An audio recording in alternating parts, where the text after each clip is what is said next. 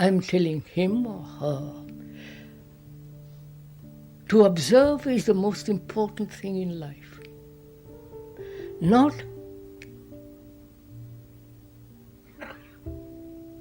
tell the observation how to observe, but to learn the art of observing without any distortion, without any motive, without any purpose, just to observe. In that there is tremendous beauty, because then there is no distortion. You see things clearly as they are. But if you make an abstraction of it into an idea, and then through that idea observe, then it's a distortion. Right? So, we are merely, freely, without any distorting factor entering into our observation, observing consciousness. So consciousness begins to reveal its own totality. There is nothing hidden.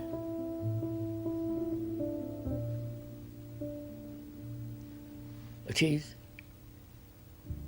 because the content, which is our hurt, our greed, our envy, our happiness, our beliefs, our ideologies, all that makes up consciousness. The past traditions, the present scientific or factual traditions, and so on, so on, so on. All that is our consciousness. To observe it without any movement of thought. Because thought has put all the content of our consciousness, thought has built it. When thought comes and says, this is right, this is wrong, this should be that, you are still within the field of consciousness, you are not going beyond it. So one has to understand very clearly the place of thought. Thought has its own place in the field of knowledge, technology and all the rest of it. But thought has no place whatsoever in the psychological structure of man. When it does, then confusion begins, then contradiction, then all the struggles, the images about you and another, all the rest of it follows. So, the art, as we said, art, the meaning of art means to put everything in its right place. Not the painter, not the sculptor or the poet, but in our daily life, to put everything in its right place. That's art. So, can you observe? Can you observe your consciousness? And does it reveal its content? Not bit by bit, but the totality of its movement. Then only is it possible to go beyond it. Not through analysis, which we talked about, because analysis implies the analyzer and the analyze, the division, the problem of time in division. And when you analyze, each analysis must be totally complete. If there is not complete analysis, then the imperfection of that analysis is carried over to the next analysis. So the imperfection grows more and more and more. You understand? Like practicing on the piano and practicing the wrong note all the time. Right? So that is our inquiry. And in inquiry, can you observe without any movement of the eye? Because the eye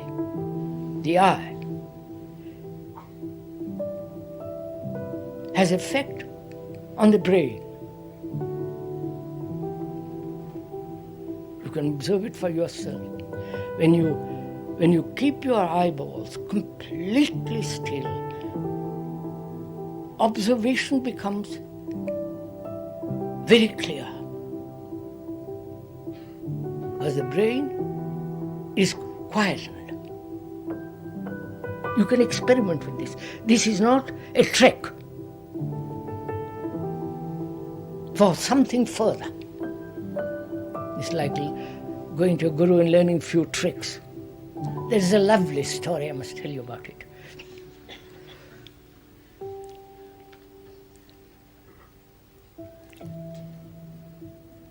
Young man goes to a guru, a teacher, and says, please tell me what truth is. I've searched everywhere, nobody seems to be able to tell me, and I've come to you. Please tell me what truth is. And the guru says, stay with me. Be with me.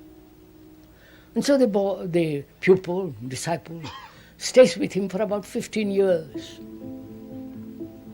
watching him, all the rest of it. At the end of 15 years, he says, good Lord, I have learned nothing. And so goes to the guru and says, I'm so sorry. You have taught me nothing. I haven't found truth. I'm going to leave you and go to that guru, the other one. And so after 5 years, he comes back, he says, at last I've learned. And the guru says, what have you learned? You see that river? I can walk across it.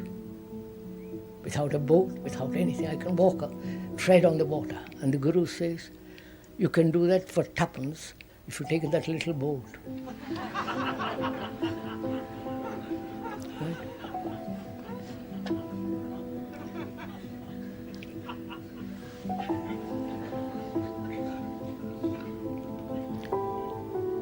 I think you should bear that story in mind when you approach any gurus.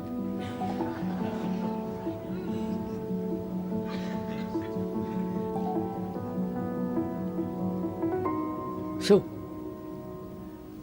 can you observe without any movement of thought, interfering with your observation? It is only possible when the observer realizes that which he is observing are one.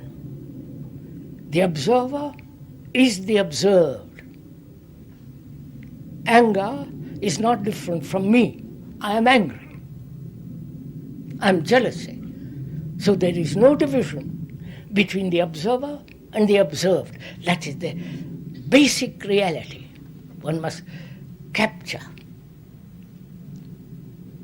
And to observe without the observer, just to observe, then you will see the whole of consciousness, the whole of it begins to reveal itself without your making an effort.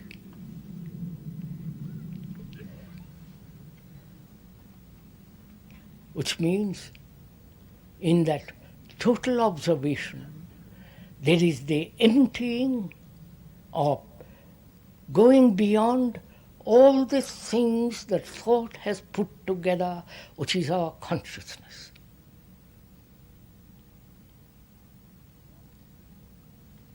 The reality which thought has made, is not truth. It's the reality of thought.